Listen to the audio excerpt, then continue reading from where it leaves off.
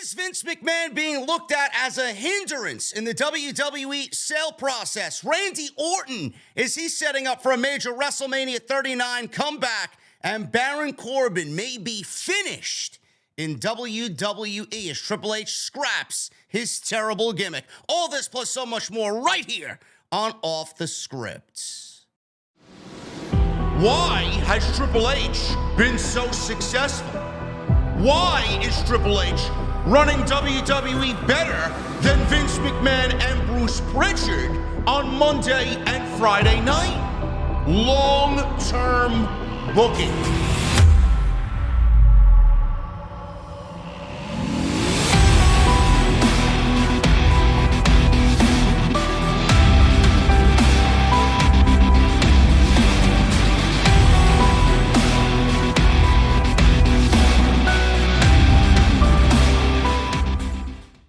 What is going on, guys? Thank you so very much for joining me right here on Off the Script. I got a little bit of extra for you. It is February 12th, 2023. I'm your host, JD from New York. As always, coming to you from the OTS venue. Thank you guys so very much for joining me on your Super Bowl Sundays, wherever you may be. Follow me on social media at JD from NY206, Twitter, Instagram, TikTok, Cameo. Links are down below in the description of this very video. Make sure you guys go and check out all the other content on the channel. Plenty of it. YouTube Shorts, live streams. It's all on the homepage. And make sure you guys go hit that thumbs up. Let's try for 1,000 likes minimum right here on OTS. And please make sure you hit that subscribe button down below and turn on the bell for all notifications so you guys are in the know when I upload videos like this and go live during the week right here for the podcast. Vince McMahon's presence, and I'm not surprised by this at all because I told you exactly what's going on here. Weeks I gave you guys what was going on. Vince McMahon's presence is seen as a hindrance and not a help in the WWE sale talks. Of course it's not a help. The company doesn't need to be sold right now. There's no reason why the company should be sold right now. No other reason for the company to be sold right now because they are doing the biggest business possible that they've ever done. And the only reason why the company is right now potentially on the market to be sold is because Vince McMahon wants ultimate power. It's not about the sale of the company. I've said this from day one. It's about Vince McMahon. It's not about selling the company, and it's not about anything else but Vince McMahon's greed for power. Vince McMahon's return to the company. Obviously, we heard about everything that went on with Vince McMahon this year, coming back, making his return. He's now the head of the board of directors. Nothing can be done without him. Fox and NBC Universal deals coming up in 2024 cannot go on without him. Sale of the company cannot go on without him. Everybody's worried that Vince is going to take back ultimate power in the company. He forced his way back into the company, positioned it as him helping WWE to be sold this year while also helping with the talks of a new media rights deal. His return saw him come back as the executive chairman of the board. His daughter, Stephanie McMahon, completely left every position she had, no longer with the company, stepped down as WWE co-CEO, leaving Nick Khan solely in charge. Vince is yet to take over creative, and I use that yet because everybody expects it to happen if there is a sale of the company, and Vince is still in control. In the latest edition of the Wrestling Observer newsletter, Dave Meltzer reported that the belief is Vince McMahon's involvement is being looked at as a hindrance. Now, Meltzer said this, and I quote, "At this stage of the game, the belief is that Vince McMahon's presence is a hindrance and not a help in these negotiations, although, as the largest stockholder, he is also the key beneficiary financially if and when the sale goes down, and for that reason, forced his way back into that process." Now, Meltzer also, and this may be eye-opening to you guys, a little bit of a nice little added-on piece of information here. Vince McMahon is set to receive $2.5 billion in the sale of the company. And Meltzer broke down everybody else around Vince McMahon and what they would get if the sale does go through. Vince, $2.5 billion. Stephanie McMahon, $170 million. Linda McMahon, $50 million. Kevin Dunn, $24 million. Nick Khan will get $13.9 million. Frank Riddick would get $10 million.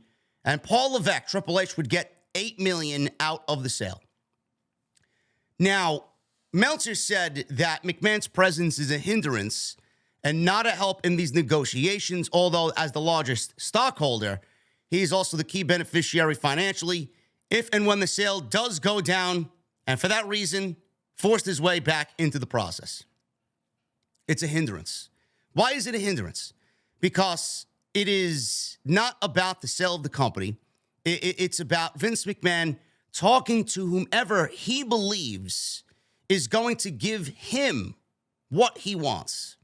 Now, there was a rumor going around, and I talked about this on the podcast last week while we were live on Sunday, that Comcast is not in the running for WWE.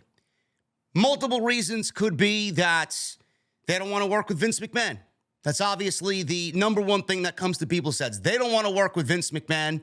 And the negotiation tactic, because Comcast makes the most sense, the negotiation tactic there would be Vince is looking at Comcast, WWE's catalog, they're all over Peacock. They are in bed with NBC Universal for many, many, many years. Comcast makes the most sense. Maybe he thinks that, hey, I could talk to Comcast and maybe they'll give me what I want and I'll be in charge here. And Comcast is looking at this. We want the WWE. We want what you're selling, but we don't want you. We want Stephanie. We want Nick Khan. We want Triple H in charge. We don't want anything to do with you. And Comcast said, you know what? We can't go through with these negotiations. Vince McMahon is not really letting up on what he thinks is best, and that's the only way he wants to see it. We're out. That could be a possibility. And I don't know if that really is the case, but I'm just kind of gauging on what I see and from what I read and what I know about all the information that we have readily available. The other thing is, I believe Comcast, now, I don't know if this is likely or not, but I did see people talking about this, that Comcast is actually looking to buy out Warner Media, Warner Brothers Discovery. Now, you guys know that Warner Brothers Discovery is in bed with AEW. So I don't know if Comcast is looking at WWE and then looking at that on the other side of the table. If they buy Warner Brothers Discovery and then AEW is still with Warner Brothers Discovery, it's part of the TNT and TBS family, and then they enter negotiations to buy WWE. I don't know if that's the case. Maybe WWE doesn't want to be part of that negotiation tactic as well, with Comcast doing that on the other side. So I don't know. So that's definitely going to be a conflict of interest there, and maybe WWE is going to take their business and services elsewhere as far as the sale of the company. So at the end of the day, Vince McMahon being a hindrance is because he forced his way back, and Vince McMahon is being a hindrance because he wants what he wants, and he felt like if he forced his way back, changed bylaws, made everything go through him, that he would have the best opportunity to get back what he lost in June and do it under his own terms and do it in his own way. And if the company is sold, he has all the leverage. If he's the number one guy that they have to talk to in these negotiation tactics, he's going to propose to everybody, it's my company. I want to be in charge. The company's in the best hands if I am in charge. And I said it from day one, that was the way it was going to go. I don't give a shit who it's sold to. I don't give a shit who buys WWE, as long as somebody comes out and says, we want to pay you what you want plus some. We don't want you. Now, Nick Khan has promised that Vince McMahon would step down. He would go away if the company sold. I don't believe Nick Khan for a fucking second at all. I think Nick Khan is a complete bullshit artist. He's going to be the good guy in the media, but we know Nick Khan is probably a sleazeball to the utmost degree. I don't believe a fucking word out of his mouth. And I don't believe Vince McMahon's going anywhere at all. At this stage of the game, if he forced his way back, you want me to believe Nick Khan saying that he's going to go away after the company sold? Give me a break. Vince McMahon wants to see the company sold so that he gets back ultimate power. You won't hear that in the news. You're not going to hear that anywhere. That's exactly what it's going to be. So he's being a hindrance. He's not really putting WWE in the best light as far as a sale of the company. No shit. No shit. It's not about the sale of the company. It's about Vince McMahon's road back to power. That's all it is. You're going to hear shit like this come out from Meltzer and Sapp and all these other people. It's not about the sale of the company. It's about Vince McMahon getting back what he lost, and he will stop at nothing to get that back. I wish we can have the lone wolf, Baron Corbin, back. That was the best work that Baron Corbin did in WWE. Not bum-ass Corbin or broke-ass Corbin, sad Corbin, happy Corbin, all these King Corbin, Constable Corbin, all garbage. Baron Corbin and his latest gimmick with JBL was absolutely dreadful television. How anybody looked at Baron Corbin as anything more than what they were pretending he is, you got some fucking problems, man. You really do. Baron Corbin is one of the worst parts of WWE television. Nobody wants to see someone like Baron Corbin wrestle, especially under the gimmick that they gave him with JBL by his side. JBL was a great heel back in his day, but I'm not going to listen to JBL come on TV and then try to spew that Baron Corbin is a wrestling god. No fucking way. Shit television. Said this from day one. I knew it sucked from day one, and I'm surprised it took WWE and Triple H months later to figure out what we were all saying from the very beginning. In typical WWE fashion, they don't like to admit when they're wrong, and they just kept trying and trying and trying. Bro, it don't work. It don't work. Baron Corbin sucks. Baron Corbin is boring. And the thing is, he really doesn't suck. He's a very admirable in-ring performer. He just can't find the right gimmick.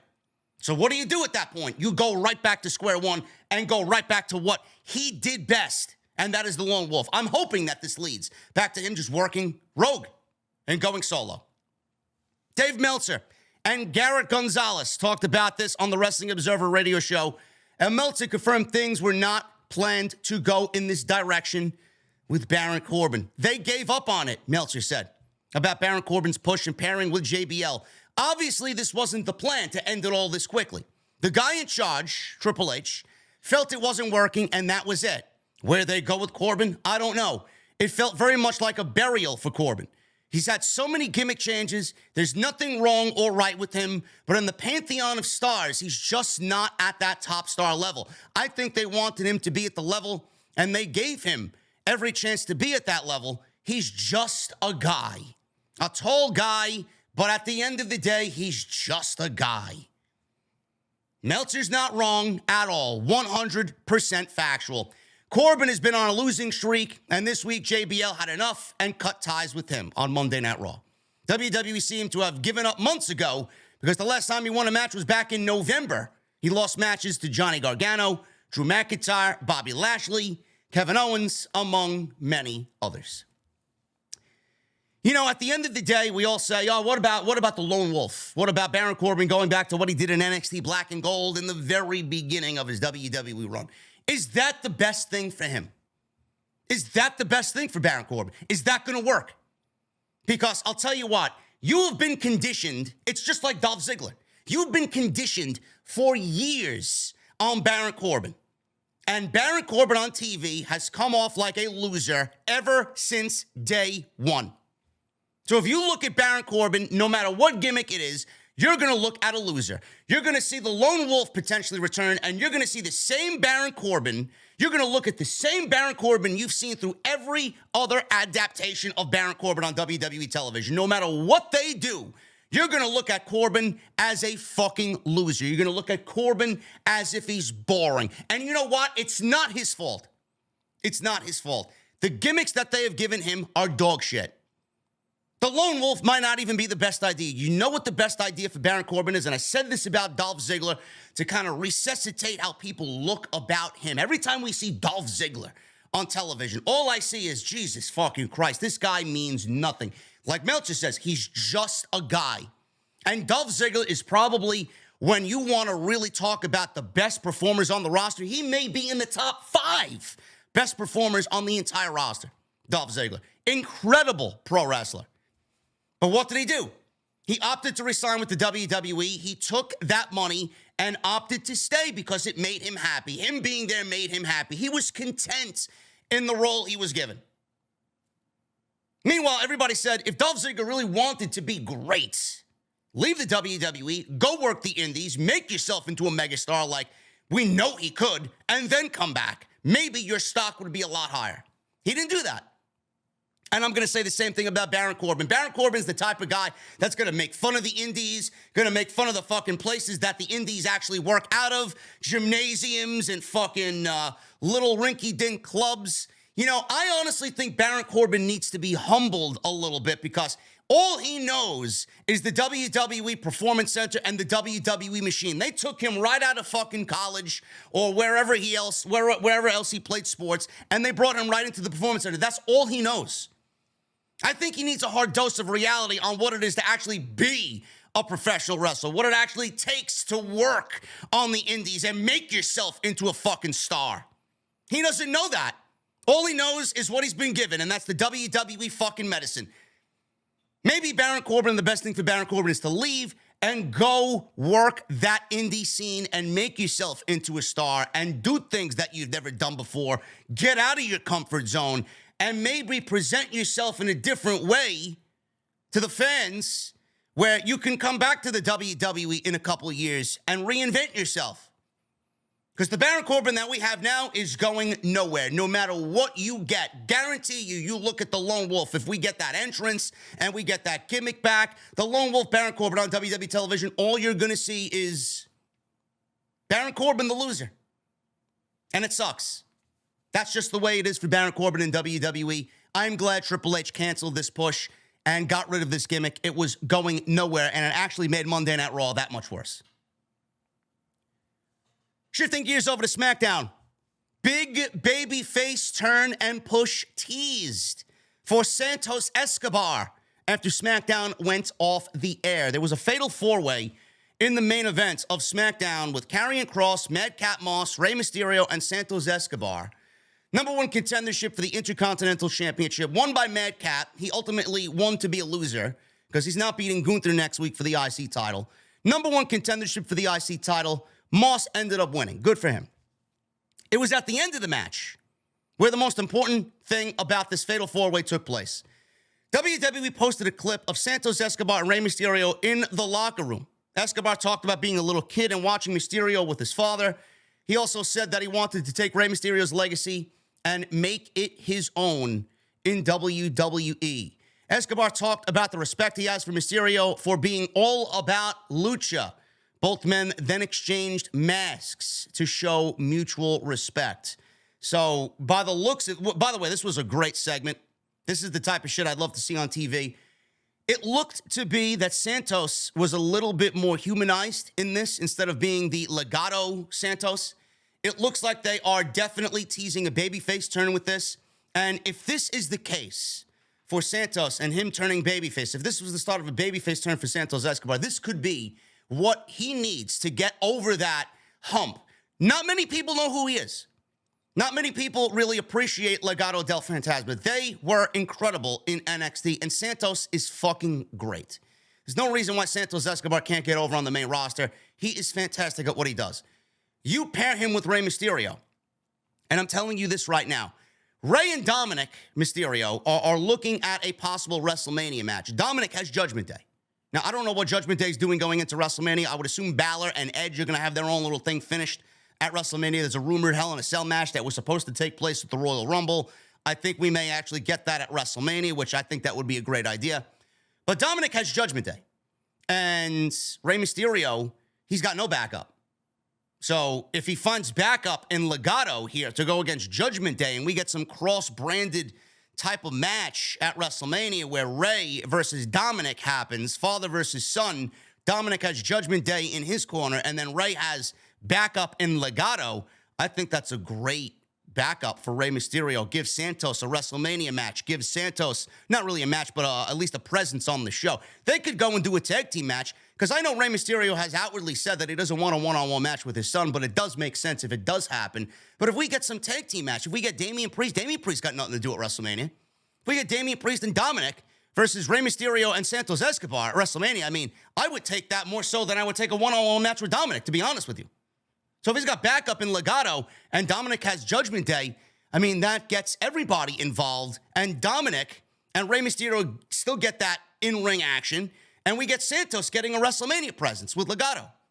Everybody's happy. Everything works. And Santos getting the rub off Rey Mysterio at WrestleMania in front of that audience, can't beat that. And that's exactly what you need to do. That's exactly how Rey Mysterio should be utilized moving forward in this late portion of his career. And then you leave it open. You leave it open because everybody's going to drop their guard. Santos and Rey Mysterio, the Lucha legacy, right? Rey Mysterio handing the legacy and his legacy over to Santos. Santos is going to be the next big luchador in WWE. And then you build the turn. Then you fucking get that major heat with Santos turning on Rey Mysterio at a later date. And then you get a match between those two. I mean, it just works out. There's so many different variables that would work out there so good for Santos. And that's the priority here. Santos is the priority. Working with Rey Mysterio. Getting that rub from Rey Mysterio. I think that would be fantastic.